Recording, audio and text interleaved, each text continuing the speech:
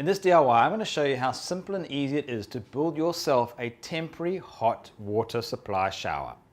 Now there's a range of different types and designs that you can actually make. In this particular one, I've used standard copper piping as well as brass fittings. I'm using 15mm copper pipe, some holder bats, 15mm female iron, male iron, 15mm elbow, a 15mm 90-degree ball stop, a reducer, a garden hose fitting, tape measure, pencil, pipe cutter, shifting spanner, and a water pump pliers.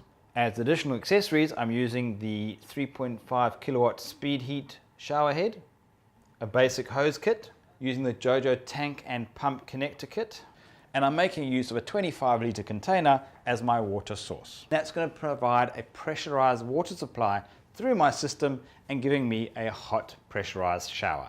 The nice thing about the Speedheat is the flow rate is limited to around about 3 to 5 litres per minute, depending on the flow rate that you select. A temporary setup like this is ideal for use in the home where your municipal supply has been cut off. It's also suitable for use in the garden as an outdoor shower, and you can use it on campsites as long as you have a 220 volt supply. Because this kit is a modular kit, it makes it ideal for portable applications. The first thing we need to do is cut the pipe up to our desired length to create that pipe network which is going to act as our shower. Let me just run you through the pipe work. I'm going to start off with the female iron which my Speedheat shower nozzle can fit to.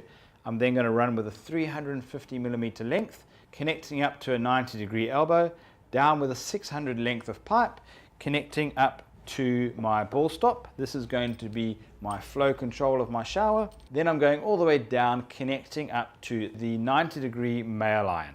From there, we're connecting to a reducer and a standard garden fitting.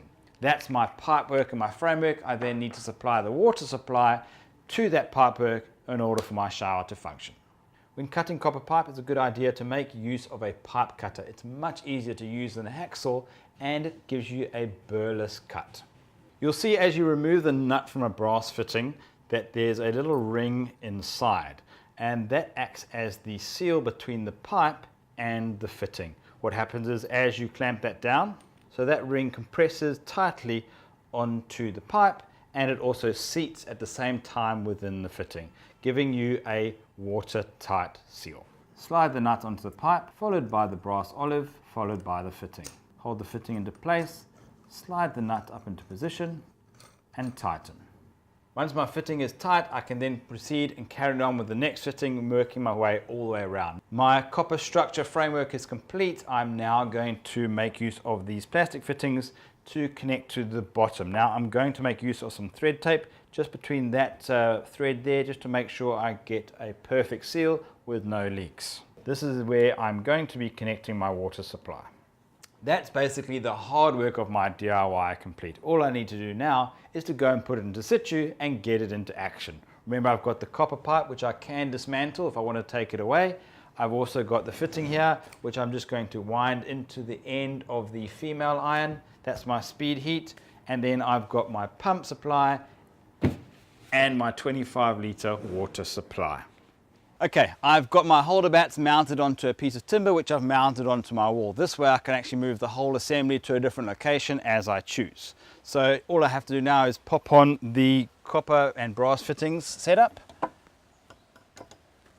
click it into place, and that holds it nice and firm. The next thing I'm going to do is put on the Speedheat on the top. I've got my water supply.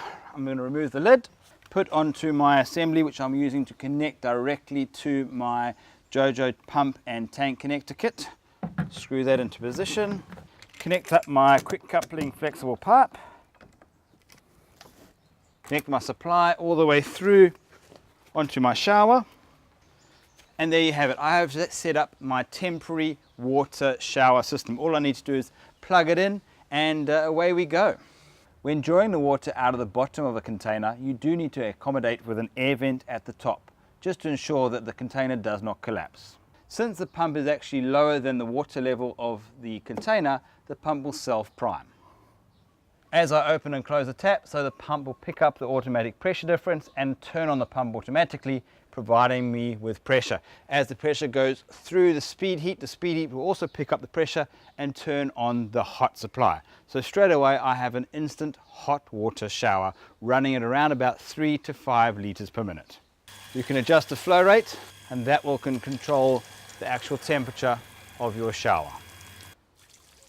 There you have it. I have a hot water temporary outdoor shower. The only thing left to do now is actually make a container at the bottom to make sure I capture that water, and I can actually use that as grey water. Remember, it's up to you how you want to set up your system, but this is a basic system which shows you how easy and quick it is to install. If you enjoyed this DIY, like it, share it. You can also follow us on our YouTube channel where we have a range of different videos to suit your needs.